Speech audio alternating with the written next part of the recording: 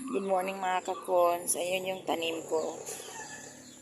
Ayan, mga siling pare. Ayan. Tinanim ko dito sa gilid ng aking bahay. Ayan. Buhay ka agad o ang bilis oh. Kailan ko lang to ano. Ayan. Buhay ka agad.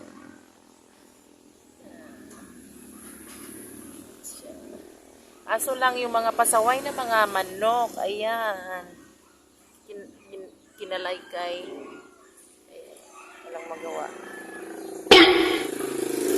Meron pa dito.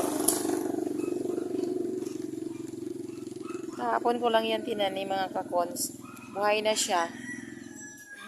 Kasi mga ano na yan mga buhay na doon sa paso ng aking kapatid. Ayan. So, walang magawa. Habang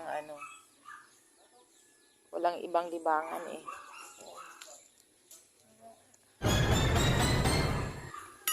Sana na lang yan. Linis-linis. Fixing may maliit na bahay. Hindi pa siya mayari-iyari. Kawawa naman. Binahayan na siya ng tawag dito. Binahayan siya ng mga damo sa loob.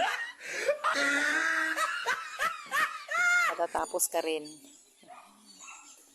God's will.